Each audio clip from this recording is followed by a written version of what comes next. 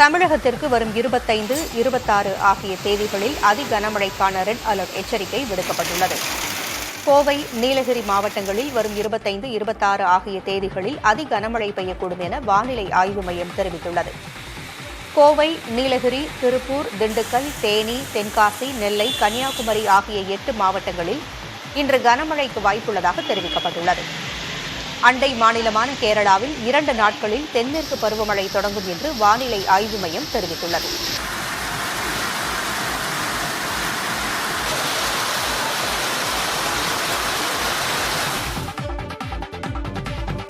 நீலகிரிக்கு வரும் 26, 27 ஆகிய தேதிகளில் ரெட் அலர்ட் எச்சரிக்கை விடுக்கப்பட்டிருக்கும் நிலையில் உதகையில் மழை குறித்து மாவட்ட ஆட்சியர் லட்சுமி பவ்யா தன்னேரு ஆலோசனை நடத்தினார். அதில் மழை வெள்ள பாதிப்புகளை எதிர்கொள்ளவும் மக்களின் பாதுகாப்பை உறுதி செய்யவும் எடுக்கப்பட வேண்டிய நடவடிக்கைகள் குறித்தும் ஆலோசிக்கப்பட்டது. தொடர்ந்து செய்தியாளர்களிடம் பேசிய ஆட்சியர், மழை பாதிப்புகள் ஏற்படக்கூடிய பகுதிகளில் அரசு அலுவலர்கள் தொடர்ந்து கண்காணிப்பு பணியில் ஈடுபட்டு வருவதாக தெரிவித்தார். ஏற்கனவே நம்ம 283 வல்னரபிள் ஏரியாஸ் டிஸ்ட்ரிக்ட் வைடா இருக்கு. இந்த சவுத் வெஸ்ட் மான்சூனுக்கு நம்ம மோஸ்ட்லி கான்சென்ட்ரேட் பண்ண வேண்டிய தாலுக்ஸ் வந்து கூடலூர், பந்தலூர், குந்தா, ஊட்டி, இந்த 4 தாலுக்கு பொதுவா இந்த சவுத் வெஸ்ட் மான்சூன் பாதிக்கப்படுற இது டவுன் பஞ்சாயத்து ஆஃபீஸ், முனிசிபாலிட்டி ஆஃபீஸஸ்ல எல்லாருக்கும் நைட் டியூட்டி போட்டிருக்கோம். இது இல்லாம நம்ம டிஸ்ட்ரிக்ட் லெவல்ல ஒரு கண்ட்ரோல் ரூம் ஓபன் பண்ணிருக்கோம். அதுல எல்லா மெயின் டிபார்ட்மெண்ட்ஸோட ஆஃபீஸர்ஸ் ஸ்டாஃப் வந்து இந்த நைட் டியூட்டி பண்ணுவாங்க. ஸோ ஏதோ ஒரு எமர்ஜென்சி வந்தா உடனே அந்த கன்சர்ன் டிபார்ட்மெண்ட் வந்து ரியாக்ட் பண்றதுக்கு ஈஸியா இருக்கும். கேரளாவின் மலப்புரத்தில் புதிதாக கட்டப்பட்டு வந்த தேசிய நெடுஞ்சாலை இடிந்து நிலைகுலைந்தது. இது அதிர்வலைகளை ஏற்படுத்தியிருக்கும் நிலையில் சம்பந்தப்பட்ட ஒப்பந்த நிறுவனத்திற்கு மத்திய அரசு தடை விதித்துள்ளது. ரமநட்டுக்காரா, வலஞ்சேரி இடையில் அமைந்துள்ள NH66 தேசிய நெடுஞ்சாலையின் ஒரு பகுதியில் தடுப்புச் சுவர் இடிந்து சாலை முற்றிலுமாக நிலைகுலைந்து விழுந்துள்ளது. கட்டுமான பணிகளை மேற்கொள்வதற்கு முன்பு நிலத்தின் தன்மை குறித்து முறையாக பரிசோதனை செய்யாததே காரணம் என்று கூறப்படுகிறது. இந்நிலையில் இந்த பணிகளை மேற்கொண்ட ஒப்பந்த நிறுவனமான KNR கன்ஸ்ட்ரக்ஷன்ஸ் லிமிடெட் நிறுவனம் ஒப்பந்தத்திலிருந்து நீக்கப்பட்டுள்ளது. அதோடு மத்திய அரசின் எதிர்கால ஒப்பந்த ஏலங்களில் பங்கேற்கவும் அந்த நிறுவனத்திற்கு தடை விதித்து இந்திய தேசிய நெடுஞ்சாலைகள் ஆணையம் உத்தரவிட்டுள்ளது.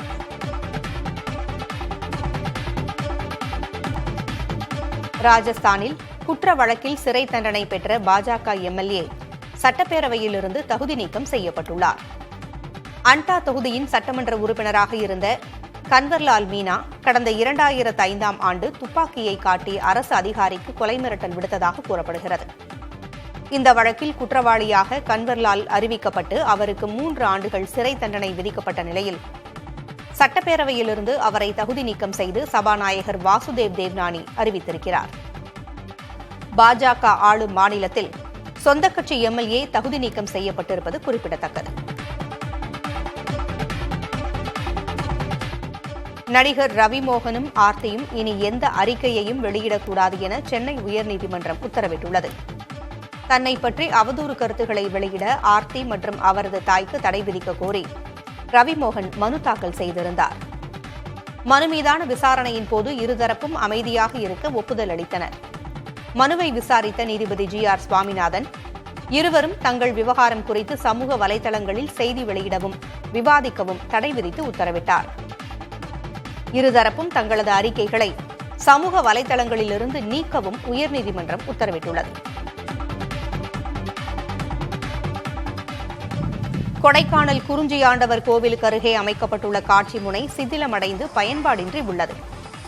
தமிழ்நாட்டின் மேற்கு மற்றும் கொங்கு மண்டலங்களையும் பெருமாள் மலை முதல் பள்ளங்கி கோம்பை பசுமை பள்ளத்தாக்குகளையும் காணும் வகையில் அரசால் இந்த எழில் காட்சி முனை அமைக்கப்பட்டிருந்தது. ஆனால் தற்போது புதர் மண்டி கிடக்கும் நிலையில் அதனை சீரமைக்க வேண்டும் என்ற கோரிக்கை எழுந்துள்ளது. இதுகுறித்து சுற்றுலாத்துறை அலுவலர் கோவிந்தராஜிடம் கேட்டபோது நடவடிக்கை எடுப்பதாக தெரிவித்தார். உளுந்தூர்பேட்டை அருகே செங்குறிச்சி திரௌபதி அம்மன் கோவிலில் வைகாசி தேரோட்டம் வெகு விமர்சையாக நடைபெற்றது. இதில் பல்லாயிரக்கணக்கான பக்தர்கள் கலந்து கொண்டு தேரை வடம் பிடித்து இழுத்தனர்.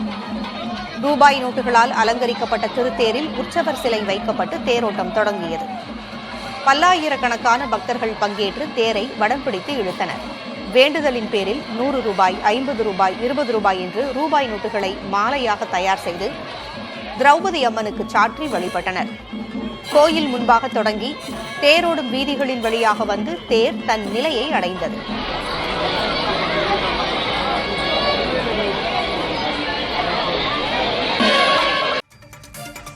உத்தரப்பிரதேசத்தில் இடியுடன் பெய்த கனமழை மற்றும் மின்னல் தாக்குதல் காரணமாக 45 பேர் உயிரிழந்தனர். அதிகபட்சமாக காஸ்கஞ்ச், பதேபூர் மாவட்டங்களில் தலா 5 பேர் உயிரிழந்தனர். பலத்த காற்று வீசியதில் மரங்கள் முறிந்து விழுந்தும் பலர் உயிரிழந்தனர். தொடர்ந்து கனமழை பெய்து வருவதால் பொதுமக்கள் பாதுகாப்பாக இருக்க வேண்டும் என உத்தரப்பிரதேச முதல்வர் யோகி ஆதித்யநாத் அறிவுறுத்தியுள்ளார். நகை அடமான கடனுக்கு விதிக்கப்பட்டுள்ள புதிய நிபந்தனைகளை ரிசர்வ் வங்கி திரும்பப் பெற வேண்டும் என அதிமுக பொதுச் செயலாளர் எடப்பாடி பழனிசாமி வலியுறுத்தியுள்ளார். இதுகுறித்து அவர் வெளியிட்டுள்ள அறிக்கையில், புதிய நிபந்தனைகளால் ஏழை, எளிய, நடுத்தர மக்கள், விவசாயிகள் மற்றும் வியாபாரிகள் கடுமையாக பாதிக்கப்படுவார்கள் என தெரிவித்துள்ளார். மக்கள் நலன் கருதி இந்த புதிய நிபந்தனைகளை ரிசர்வ் வங்கி உடனடியாக திரும்பப் பெற வேண்டும் என வலியுறுத்திய அவர், தனியார் நகை கடைகளில் வாங்கப்பட்ட தங்க காசுகளின் தரத்தையும் பரிசோதித்து தங்க கடன் வழங்க வேண்டும் என்றும் கேட்டுக்கொண்டார். இந்தியாவில் கடந்த 1.5 வருடங்களில் 3 தாக்குதல்களுக்கு பொறுப்பானவர்கள் இன்னும் சுதந்திரமாக சுற்றிக் கொண்டு இருப்பதாகவும் அவர்கள் கைது செய்யப்படாததன் காரணம் என்ன என்றும் காங்கிரஸ் மூத்த தலைவர் ஜெய்ராம் ரமேஷ் கேள்வி எழுப்பினார்.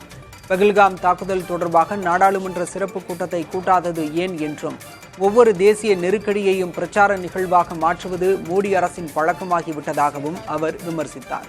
ராஜஸ்தானில் நேற்று பிரதமர் மோடி பேசிய உரை சினிமா வசனங்களைப் போல் உள்ளதாகவும் ஜெய்ராம் ரமேஷ் தெரிவித்தார். வக்ஃப் நிலங்களை பதிவு செய்வது கட்டாயம் என்பது 1923ஆம் ஆண்டிலேயே தொடங்கிவிட்டது என்று உச்சநீதிமன்றம் சுட்டிக்காட்டியுள்ளது. நாடாளுமன்றத்தில் நிறைவேற்றப்பட்ட வக்ஃப் வாரிய சட்ட திருத்தம் செல்லாது என அறிவிக்க கோரும் 70க்கும் அதிகமான மனுக்கள் தலைமை நீதிபதி PR கவாய் அமர்வில் விசாரிக்கப்படுகிறது. வழக்கு விசாரணையின் போது வக்ஃப் நிலங்கள் பதிவு குறித்து மத்திய அரசின் சார்பில் ஆஜரான சொலிசிட்டர் ஜெனரல் துஷார் மேத்தா சுட்டிக்காட்டினார். அப்போது வக்ஃப் நிலங்கள் பதிவு குறித்து இத்தனை ஆண்டுகளாக ஏன் கவனம் கொள்ளவில்லை என தலைமை நீதிபதி கேள்வி எழுப்பினார். மேலும் வக்ஃப் நிலங்களை பதிவு செய்வது கட்டாயம் என்பது 1923ஆம் ஆண்டிலேயே தொடங்கிவிட்டது என்றும் இந்த ஆண்டில் அல்ல என்றும் சுட்டிக்காட்டினார். ஒரே நாடு ஒரே தேர்தல் திட்டத்திற்கு உத்தராகண்ட் மாநில முதல்வர் புஷ்கர் சிங் தாமி தீவிர ஆதரவு தெரிவித்துள்ளார். நாடு முழுவதும் அனைத்து தேர்தல்களையும் ஒரே நேரத்தில் நடத்துவது குறித்து ஆராய்வதற்காக நியமிக்கப்பட்டுள்ள நாடாளுமன்ற கூட்டுக்குழு பல்வேறு தரப்பினரின் கருத்துக்களை பெற்று வருகிறது. இந்த குழுவினரிடம் தனது கருத்துக்களை தெரிவித்த முதல்வர் தாமி, மக்களவை, சட்டமன்றம் மற்றும் உள்ளாட்சி தேர்தல்களை தனித்தனியாக நடத்துவதால் அடிக்கடி தேர்தல் நடத்தை விதிமுறைகள் அமலுக்கு வருவதாகவும் இதனால் மாநில அரசு பணிகளும் திட்டங்களும் ஸ்தம்பித்து போவதாகவும் கூறியுள்ளார். தேர்தல்களின் காரணமாக கடந்த 3 ஆண்டுகளில் 175 நாட்களுக்கு அரசு எந்தவிதமான கொள்கை முடிவையும் செயல்படுத்த முடியவில்லை என்றும் அவர் தெரிவித்துள்ளார். சென்னையில் தங்கம் மற்றும் வெள்ளி விலை சிறிய இறக்கம் கண்டுள்ளது. இன்று காலை நிலவரப்படி 22 காரட் ஆபரண தங்கம் கிராமிற்கு 35 ரூபாய் விலை குறைந்து 8940 ரூபாய்க்கும், ஒரு சவரன் 280 ரூபாய் விலை இறங்கி 71,520 ரூபாய்க்கும் விற்பனை செய்யப்படுகிறது. வெள்ளி கிராமிற்கு 1 ரூபாய் விலை குறைந்து 111 ரூபாய்க்கு விற்கப்படுகிறது.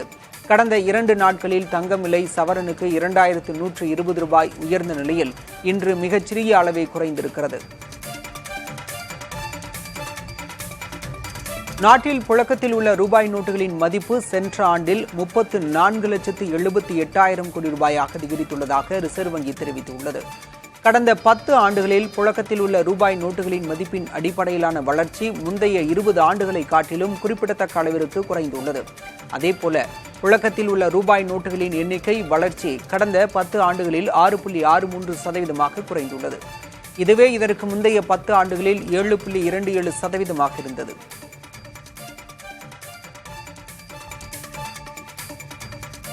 இன்னும் கூட சாலை வசதி இல்லாத, போக்குவரத்து வசதி இல்லாத ஊர்கள் இருப்பது சமூகத்தின் அவலமே. சாலை வசதி இல்லாததால் உடல்நிலை பாதிக்கப்பட்ட பெண்ணை டோலி கட்டி 7 கிலோமீட்டர் தூக்கி வந்து பெரியகுளம் அரசு மருத்துவமனையில் சிகிச்சைக்காக அனுமதித்த சம்பவம் கொடைக்கானல் தாலுகாவில் நடைபெற்றுள்ளது. வெள்ளக்கேவி ஊராட்சிக்கு உட்பட்ட பெரியூர், சின்னூர் உள்ளிட்ட 5 மலை கிராமங்கள் உள்ளன. சின்னூர் மலை கிராமத்தில் வசித்து வரும் நாகம்மாள் என்ற 60 வயது மூதாட்டி உடல்நலம் பாதிக்கப்பட்டு அவதிப்பட்டு வந்தார். அவரை மருத்துவமனையில் அனுமதிக்க வேண்டிய நிலையில் கிராமத்து இளைஞர்களும் உறவினர்களும் டோலி கட்டி 7 கிலோமீட்டர் தொலைவிற்கு மேல் தூக்கிச் சென்று பெரியகுளம் பகுதியில் உள்ள கல்லாற்று பகுதியில் சேர்த்தனர். அங்கு 108 ஆம்புலன்ஸ் வரவழைக்கப்பட்டு மூதாட்டி பெரியகுளம் அரசு மருத்துவமனையில் அனுமதிக்கப்பட்டார். உயிரிழப்புகளை தடுக்க சாலை பணிகளை விரைந்து முடிக்க வேண்டும் என்று மலை கிராம மக்கள் கோரிக்கை விடுத்துள்ளனர். நீலகிரி மாவட்டம் குன்னூர் சிம்ஸ் பூங்காவில் 65வது பழ கண்காட்சி தொடங்கியது. கோடை சீசனை முன்னிட்டு தொடங்கப்பட்டுள்ள இந்த கண்காட்சியில் 4 டன் பழங்களால் ஆன 13 வகையான உருவங்கள் காட்சிக்கு வைக்கப்பட்டுள்ளன. குறிப்பாக 2 டன் எலுமிச்சம் பழங்களால் ஆன மெகா எலுமிச்சம் பழம், ஆரஞ்சு பழங்களால் உருவாக்கப்பட்ட பழச்சாறு கோப்பை, கார், பல்வேறு பழங்களால் உருவாக்கப்பட்ட கடற்கரை உள்ளிட்டவை இடம்பெற்றுள்ளன.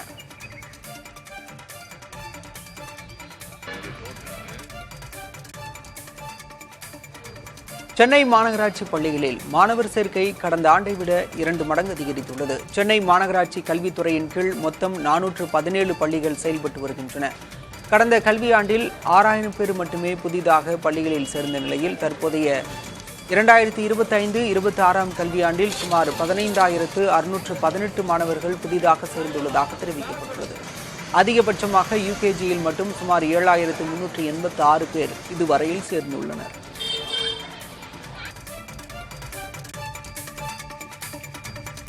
கேரளா, மகாராஷ்டிராவை தொடர்ந்து கர்நாடகாவில் 33 பேருக்கு கொரோனா தொற்று ஏற்பட்டுள்ளது. இதனால் சுகாதாரத்துறை உஷாராகியுள்ளது.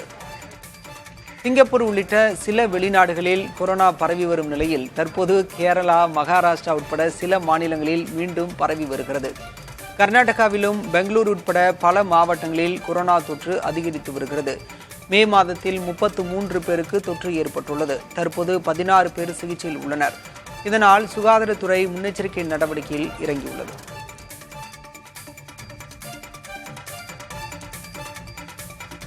திருப்பதி ஏழுமலையான் கோயிலில் மோசடிகளை தடுக்கவும் பக்தர்களை கண்காணிக்கவும் AI தொழில்நுட்பத்தை பயன்படுத்த உள்ளதாக தேவஸ்தான நிர்வாக அதிகாரி ஷியாமலா ராவ் தெரிவித்துள்ளார்.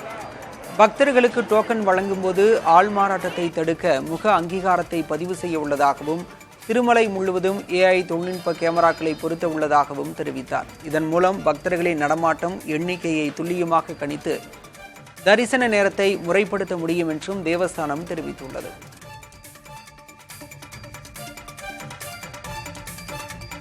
நிலம் கையகப்படுத்திய விவகாரத்தில் மைசூர் மன்னர் குடும்பத்தினருக்கு 3,400 கோடி ரூபாய் வழங்க உச்சநீதிமன்றம் உத்தரவிட்டுள்ளது. கர்நாடகாவில் சாலை அகலப்படுத்தும் பணிக்காக மைசூர் அரச குடும்பத்தினருக்கு சொந்தமான 15.39 ஏக்கர் நிலத்தை கர்நாடக அரசு கையகப்படுத்தியது. இதற்கு இழப்பீடு வழங்க கோரி மைசூர் மன்னர் குடும்பத்தினர் உச்சநீதிமன்றத்தில் வழக்கு தொடர்ந்தனர். இந்த வழக்கை விசாரித்த நீதிபதிகள் கர்நாடக அரசு உச்சநீதிமன்றத்தில் டெபாசிட் செய்த 3,400 கோடி ரூபாய் பணத்தை மன்னர் குடும்பத்தினரிடம் ஒப்படைக்க உத்தரவிட்டனர். அமெரிக்க அதிபர் டொனால்டு டிரம்பின் உரைகளை வெள்ளை மாளிகை நிர்வாகம் தனது அதிகாரப்பூர்வ இணையதளத்திலிருந்து நீக்கியுள்ளதாக NBC செய்தி நிறுவனம் தெரிவித்துள்ளது. அதிபரின் உரைகள் உள்ளிட்ட அம்சங்கள் வெள்ளை மாளிகையின் இணையதளத்தில் இடம்பெற்றிருப்பது வழக்கம். ஆனால் தற்போது ட்ரம்ப் 2வது முறையாக அதிபராக பதவியேற்ற போது பேசிய உரை மட்டுமே அந்த இணையதளத்தில் இடம்பெற்றிருப்பதாக NBC செய்தி நிறுவனம் தெரிவித்துள்ளது. அதிபரின் உரைகளை ஆடியோவாகவும் வீடியோவாகவும் பதிவேற்ற முடிவு செய்துள்ளதால் எழுத்து வடிவங்களை நீக்கியுள்ளதாக வெள்ளை மாளிகை அதிகாரிகள் கூறியதாக சொல்லப்படுகிறது.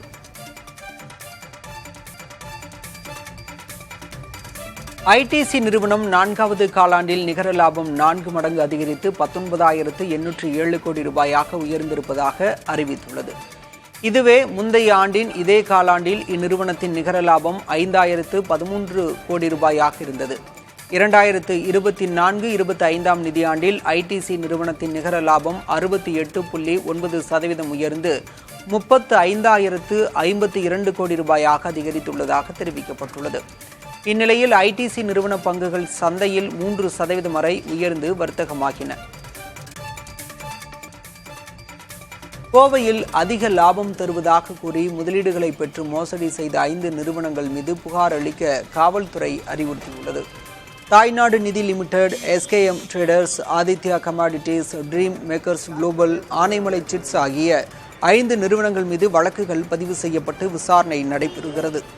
பாதிக்கப்பட்டவர்கள் கோவை பொருளாதார குற்றப்பிரிவு அலுவலகத்தில் அசல் ஆவணங்களுடன் புகார் அளிக்குமாறு கேட்டுக் கொள்ளப்பட்டுள்ளது. மக்களவை எதிர்க்கட்சித் தலைவர் ராகுல் காந்தி நாளை ஜம்மு காஷ்மீர் மாநிலத்தில் உள்ள பூஞ்ச் பகுதிக்கு செல்கிறார். பூஞ்ச் பகுதியில் பாகிஸ்தானின் ஏவுகணை தாக்குதலால் பாதிக்கப்பட்ட இடங்களை நேரில் பார்வையிடும் ராகுல் காந்தி ஏவுகணை தாக்குதலில் காயமடைந்த மற்றும் உயிரிழந்த நபர்களின் குடும்பத்தினரையும் நேரில் சந்தித்து ஆறுதல் கூறுகிறார். பஹல்காம் பயங்கரவாத தாக்குதலுக்கு பிறகு ராகுல் காந்தி ஜம்மு காஷ்மீர் செல்வது இது 2வது முறையாகும். கேரள மாநிலத்தில் கொரோனாவால் பாதிக்கப்பட்ட 2 பேர் உயிரிழந்துள்ளதாக அம்மாநில சுகாதாரத்துறை வட்டாரங்கள் கூறுகின்றன. கேரள மாநிலத்தில் தற்போது கொரோனா அதிகரித்து வருவதாக கூறப்படும் நிலையில் 2 நாட்களுக்கு முன்பு வரை 182 பேர் இந்த தொற்றால் பாதிக்கப்பட்டிருப்பதாக தெரிகிறது. இந்த சூழலில் கொரோனாவால் பாதிக்கப்பட்டு தனியார் மருத்துவமனையில் அனுமதிக்கப்பட்டிருந்த 59 மற்றும் 64 வயதுடைய 2 பேர் உயிரிழந்திருக்கிறார்கள்.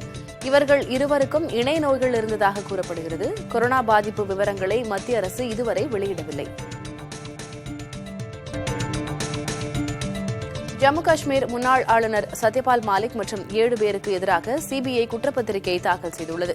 2200 கோடி ரூபாய் மதிப்பிலான ஹைட்ரோ பவர் திட்ட ஒப்பந்தத்தில் ஊழல் நடந்ததாக குற்றச்சாட்டு எழுந்த நிலையில் குற்றப்பத்திரிகை தாக்கல் செய்யப்பட்டுள்ளது. கோப்புகளுக்கு ஒப்புதல் பெற 300 கோடி ரூபாய் வரை லஞ்சம் வழங்க முயற்சித்ததாக முந்தைய ஆளுநர் சத்யபால் கடந்த 2021 தெரிவித்தார். இந்நிலையில் உடல் நலக்குறைவு காரணமாக சத்யபால் மாலிக் மருத்துவமனையில் அனுமதிக்கப்பட்டுள்ளார் என்பது குறிப்பிடத்தக்கது. நாளந்தா பல்கலைக்கழகம் மீண்டும் புத்துயிர் பெற்று டேக் ஆஃப் செய்ய இருப்பதாக பல்கலைக்கழகத்தின் துணைவேந்தர் சச்சின் சதுர்வேதி தெரிவித்துள்ளார். பீகாரில் அமைந்துள்ள இந்த பல்கலைக்கழகம் பண்டைய இந்தியாவின் அறிவு மையமாக விளங்கியது. அழிந்து போன இந்த பல்கலைக்கழகம் மத்திய அரசால் மறு உருவாக்கம் செய்யப்பட்டு 2014 முதல் மீண்டும் செயல்பட தொடங்கியது. தற்போது உலகின் 17 நாடுகளிலிருந்து சுமார் 1200 மாணவர்கள் நாளந்தாவில் படிக்கிறார்கள். ஆசியாவின் கலாச்சார அறிவு பாரம்பரியத்தை மீட்டெடுக்கும் சர்வதேச கல்வி மையமாக நாளந்தா மாறி வருவதாக அபய்குமார் சிங் தெரிவித்துள்ளார்.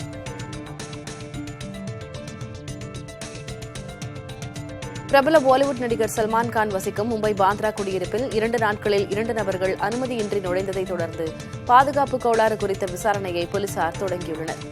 சல்மான் கானுக்கு Y+ என்று அழைக்கப்படும் 24 மணி நேரமும் 5 போலீசார் அடங்கிய பாதுகாப்பு அளிக்கப்படுகிறது. அதையும் மீறி இந்த சம்பவங்கள் நடந்துள்ளன. இதையடுத்து சல்மான் கானின் வீட்டுக்கு வெளியே போலீசாரின் கண்காணிப்பு தீவிரமாக்கப்பட்டுள்ளது.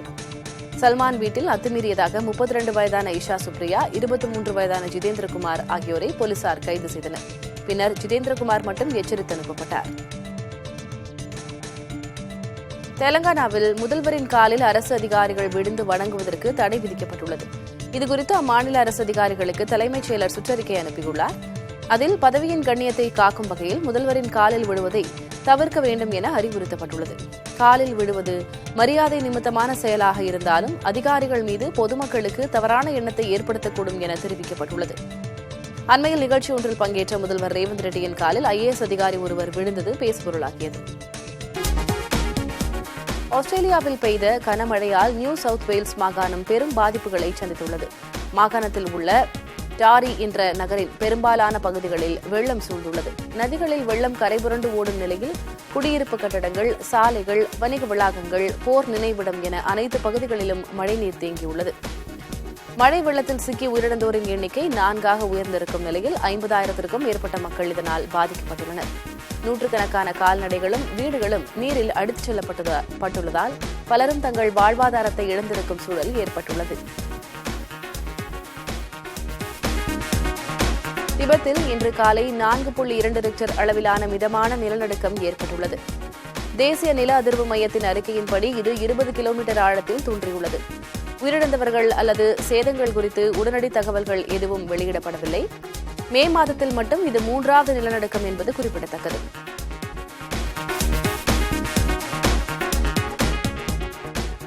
தென்சீன கடலில் நடந்து வரும் பிரச்சினைகளுக்கிடையே பிலிப்பைன்ஸ் ஆய்வு கப்பலை சீன கடலோர காவல்படை தாக்கியதாக குற்றச்சாட்டு எழுந்துள்ளது. பிலிப்பைன்ஸ் கப்பல் ஒரு ஆய்வு திட்டத்திற்காக மணல் சேகரித்துக் கொண்டிருந்தபோது சீன கடலோர காவல்படை அந்த கப்பலுக்கு எதிராக தண்ணீர் குண்டுகளை செலுத்தியதோடு அதை ஓரமாக மோதியதாகவும் தகவல்கள் தெரிவிக்கின்றன. சீனா மற்றும் பிலிப்பீன்ஸ் நாடுகள் தெற்கு சீன கடல் பகுதியில் தங்களது உரிமையை நிலைநாட்ட முயல்கின்றன. இதனால் பல மாதங்களாக கடல் சார்ந்த மோதல்கள் நடைபெற்று வருவது குறிப்பிடத்தக்கது. பிலிப்பீன்ஸ் அரசு இதற்கு கண்டனம் தெரிவித்துள்ளது. ஆனால் சீன அரசிடமிருந்து இன்னும் பதில் வெளியாகவில்லை.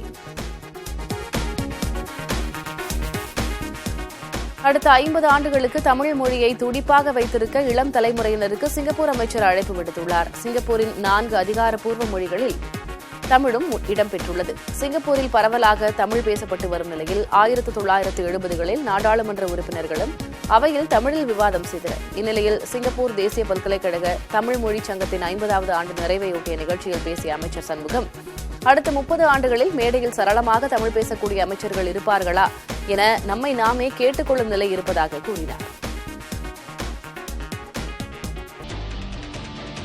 திண்டுக்கல் மாவட்டம் கொடைக்கானலில் 62வது மலர் கண்காட்சிக்கான ஏற்பாடுகள் தீவிரமாக நடைபெற்று வருகின்றன. பிரையன் பூங்காவில் ஆயிரக்கணக்கான தொட்டிகளில் அலங்கரிக்கப்பட்ட மலர்களை வைக்கும் பணியும் பூக்களால் பிரம்மாண்ட வடிவங்களை அமைக்கும் பணியும் இறுதிக்கட்டத்தை எட்டியுள்ளன. அமைச்சர்களால் நாளை திறந்து வைக்கப்படவுள்ள இந்த கண்காட்சி ஜூன் 1ஆம் தேதி வரை நடைபெறவுள்ளது.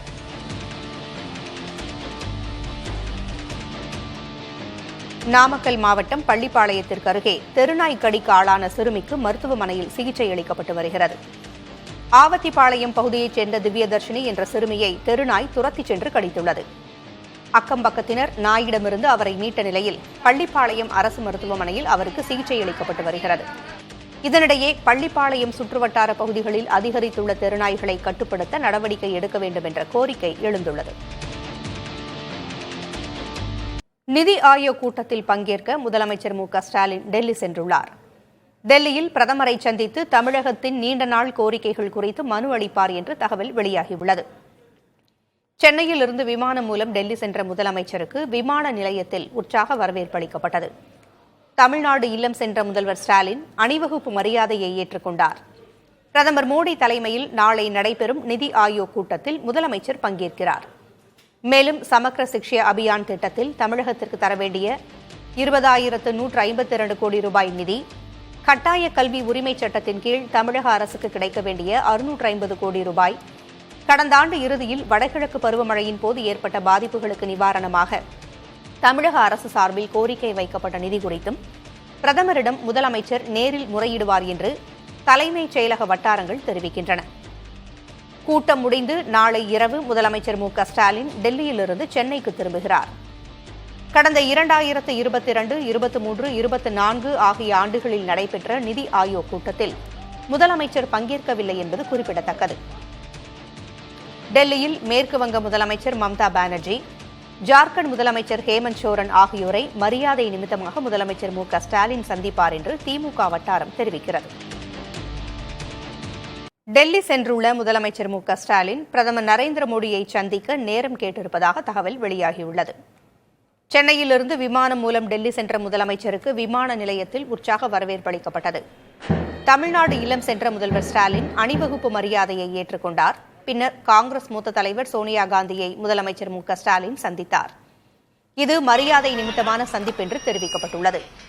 இதனைத் தொடர்ந்து தனது எக்ஸ் தளத்தில் பதிவிட்டிருக்கும் முதலமைச்சர் மு.க.ஸ்டாலின் இச்சந்திப்பு குடும்பத்தினரை சந்தித்தது போல இருந்ததாக கூறியுள்ளார்.